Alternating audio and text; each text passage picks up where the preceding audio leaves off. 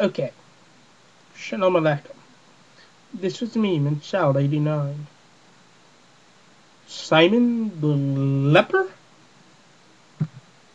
That is the title of this presentation and the subject.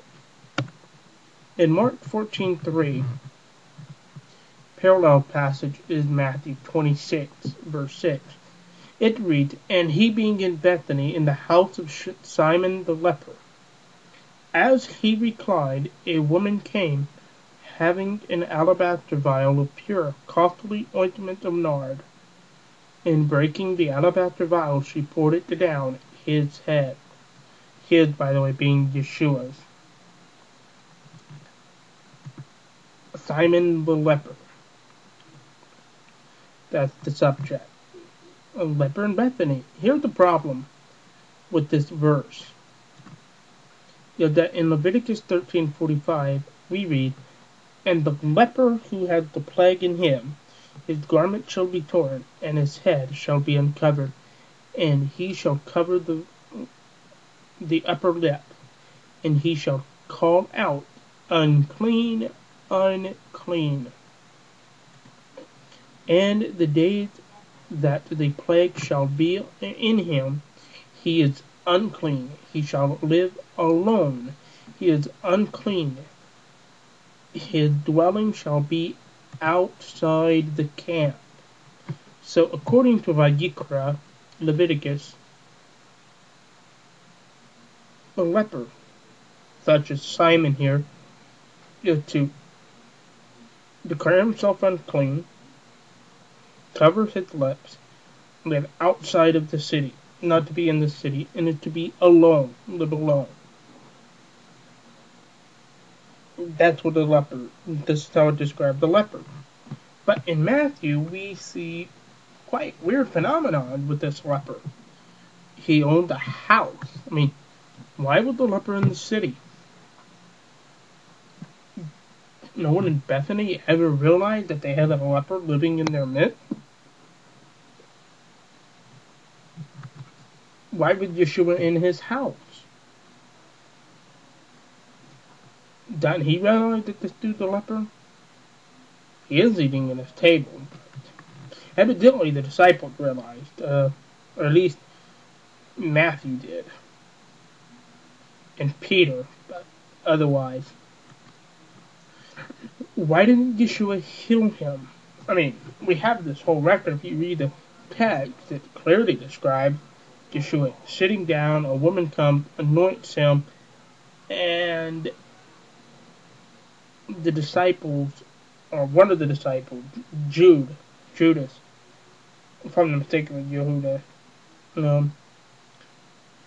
said that this is the waste of perfume, that they could have sold it and give it to the poor. And Yeshua responded, "You always have the poor among us." But he never got to the point of healing this leper. The first time in the entire New Testament where there's someone with infirmity, with some type of disease or sickness, that Yeshua does not heal them.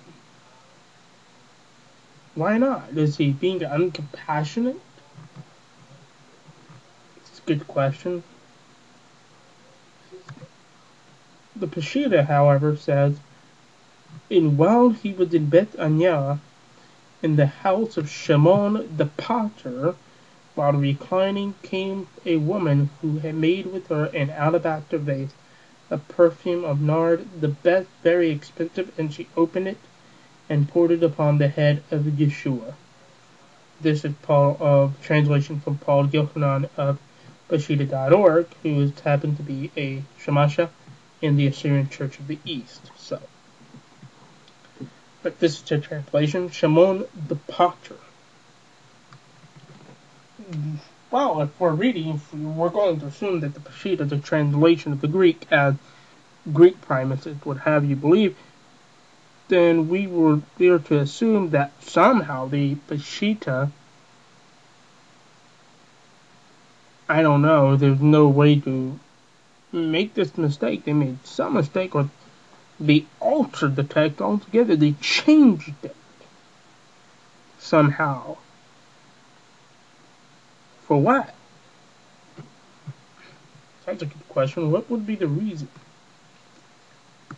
I can't think of any. The solution is actually very simple. The Aramaic word Gariba, which means potter and jar maker, and Goraba, leper, are the exact same without vowel points. 100% the exact same word. Gimel, Resh, Bet, Aleph. So, what is happening, and what more than likely happened, is that the Greek translators, translating the text, reading the text, came to Garaba, the only way you can read it, because remember, it did not have vowel points during the 2nd, 3rd century, or the 33rd century, is, and neither did, and not even the 4th century evidently, does not exist in the Kabor's Codex, with the oldest codex. So the Greek translators reading the text came to this word. They couldn't decide grammatically and figure it out grammatically. Evidently, they had the only way you can tell between contact. They should have got it, because what makes more sense, a leper living in the house in the city or a potter? I think potter, but anyhow, they had 1 in 50-50 chance, and they chose the wrong word, evidently. But it's an easy mistake, because they're the exact same word. It's easy to make this mistake. Matter of fact, George Lamsa, who's a native Assyrian, made the mistake as well.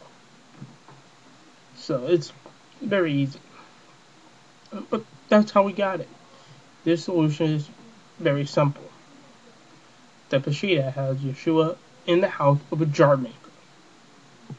That explains why there is no uproar in this passage about Yeshua being in a leper's house, because there was no leper.